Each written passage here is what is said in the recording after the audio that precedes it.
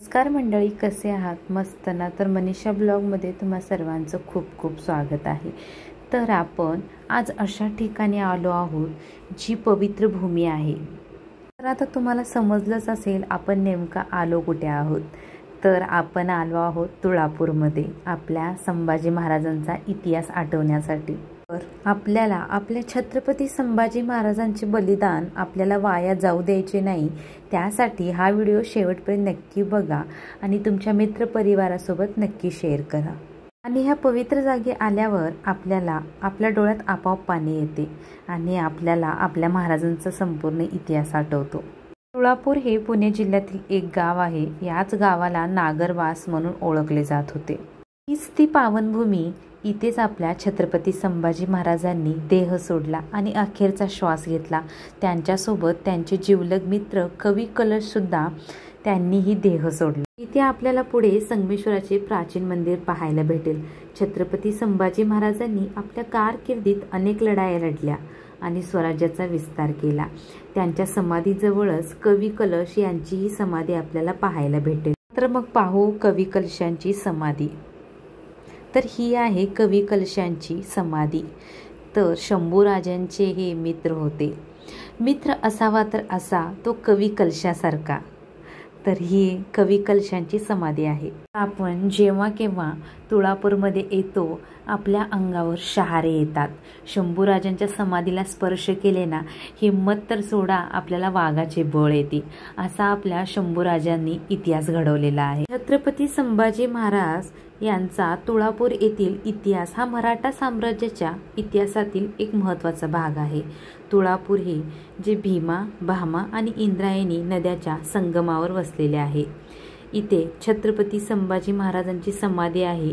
इथे संभाजी महाराजांना औरंग्याने कैद केले आणि नंतर त्यांची निर्गुण हत्या करण्यात आली. तर मग आपल्या शंभू महाराजांचं दर्शन घेऊया. तर ही आहे शंभू महाराजांची समाधी. तर चला आतमध्ये जाऊन शंभू महाराजांना त्रिवार मुजरा करूया. हो महाराज, तुमच्या समाधीला श्रद्धेने स्पर्श केला ना, हिम्मत तर सोडा, वाघाचे बळ येते अंगाला. काय सांगू तुम्हाला, अंगाला काटा येतो सांगताना. महाराज, तुम्ही भूमीच नाही, हा इतिहास अमर केलेला आहे. महाराज त्रिवार मुजरा. धर्मवीर छत्रपती संभाजी महाराज की जय. तर आता आपण महाराजांचं दर्शन घेऊन महाराजांना त्रिवार मुजरा करून तर चला आपण पाहूया महाराजांच्या समाधीजवळच असलेलं इथे प्राचीन संगमेश्वराचं मंदिर आहे. तर हे आहे संगमेश्वराचं मंदिर. तर चला तर मग आतमध्ये जाऊन पाहूया संगमेश्वराचं प्राचीन मंदिर. चला तर मग पाहूया संगमेश्वराचे मंदिर. तर हा आहे संगमेश्वराचा प्राचीन दरवाजा. तर आपण मंदिराच्या आतमध्ये जाताना सर्वात आधी आपल्याला नंदीचे दर्शन होते. ते आम्ही संगमेश्वराच्या मंदिरामध्ये प्रवेश केला. तर जास्त अशी गर्दी नव्हती म्हणून शांत असं संगमेश्वराचंही दर्शन झालं आणि त्याचसोबत आपल्या छत्रपती संभाजी महाराजांच्या समाधीचंही दर्शन झालं. तर आपल्याला आतमध्ये गेल्यावर तर डाव्या बाजूला आपल्याला विठ्ठल रुक्मिणी आणि उजव्या बाजूला गणपतीचे दर्शन होते. तर त्यासोबत आतमध्ये गेल्यानंतर आपल्याला महादेवाचे दर्शन होते. मग महादेवाचं दर्शन घेऊया. तर हेच ते प्राचीन असं संगमेश्वर मंदिर म्हणून ओळखलं जातं, हे महादेवाचे मंदिर. तर त्यासोबत आम्ही सहकुटुंब सहपरिवार आम्ही सर्वजणांनी इथे संगमेश्वराचे दर्शन घेतले आणि त्याचनंतर बाहेर आल्यावर इथे श्री गणेशाचेही दर्शन घेतले. तर आता आपण इथे आजूबाजूचा परिसर पाहूया. तर इथे आपल्याला पाहायला भेटते 3 नद्यांचा संगम.